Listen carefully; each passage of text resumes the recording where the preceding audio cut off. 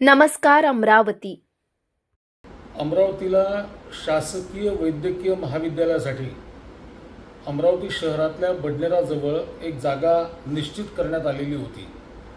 आता त्या जागेमध्ये काही प्रॉब्लेम निर्माण झाले आहेत असं सांगितलं जातं की त्याच्यावर काहीतरी वनजमिनींचं आरक्षण आहे आणि त्यावरून पुन्हा आता हे शासकीय वैद्यकीय महाविद्यालय अमरावती शहरामध्ये हलवलं पाहिजे यासाठीच्या हालचालींना वेग आलेला आहे. दोन्ही तिन्ही बाजूंनी मतं नोंदवले जात आहे, पण बडनेराचा रहिवासी या नात्याने आणि बडनेरा आणि आजूबाजूच्या परिसरातील लोकांचं मत म्हणून किंवा बडनेराला कनेक्ट असलेले 50-60 जे छोटे गाव आहेत त्या सगळ्या गावांचं प्रतिनिधित्व म्हणून मी शासनाला, मुख्यमंत्र्यांना ही विनंती करतो आहे की शासकीय वैद्यकीय महाविद्यालय हे बडनेरा विधानसभा मतदारसंघातच निर्माण करण्यात यावं, तिथेच उभारण्यात यावं. यामध्ये ज्या काही अडचणी असतील, तांत्रिक अडचणी असतील त्या दूर करण्यात याव्या. केंद्रामध्ये सरकार आहे, राज्यात सरकार आहे, राज्य सरकारने व्यवस्थित पाठपुरावा केला तर या अडचणी लवकर दूर होऊ शकतात. त्यामुळे आता पुन्हा नवीन जागा शोधण्यापेक्षा बडनेरा मतदारसंघातच हे शासकीय वैद्यकीय महाविद्यालय उभं केलं गेलं पाहिजे. एक तर सगळ्यात पहिले महत्त्वाची गोष्ट ही आहे की जी जागा निश्चित झाली आहे त्या जागेला एक एक्सप्रेस हायवे त्याच्या लगत आहे. एक छोटा बायपास, जो जुना बायपास ज्याला म्हणतात, तो देखील तिथून जवळ आहे.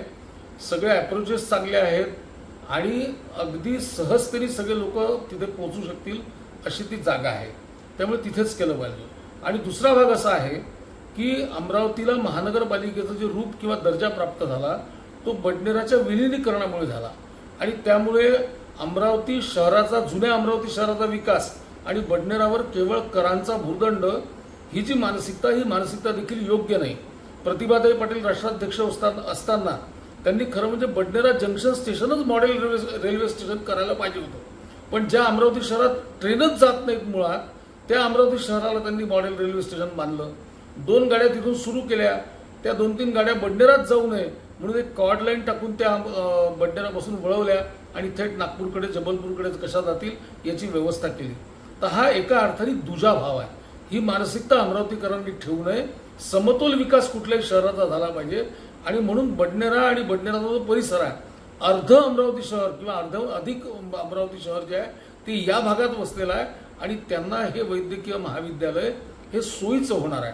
आणि म्हणून माझी मुख्यमंत्र्यांना, माननीय देवेंद्रजींना विनंती आहे की त्यांनी हे बडनेरा विधानसभा मतदारसंघातच हे महाविद्यालय उभारावं, जेणेकरून ते सगळ्यांच्या सोयीचं राहील आणि बडनेरावर, आपल्यावर जो वारंवार अन्याय होतो, ही जी भावना बडनेरा आणि इकडल्या परिसरामध्ये निर्माण होते ती भावना देखील त्यांची दूर होईल.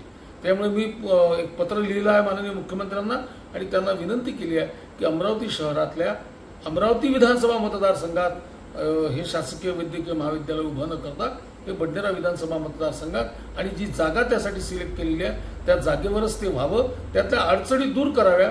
नवीन जागा अधिग्रहणाला जेवढा वेळ लागेल तेवढीच जागा तेवढ्याच काळामध्ये ही जागा देखील अधिग्रहित केली जाऊ शकते.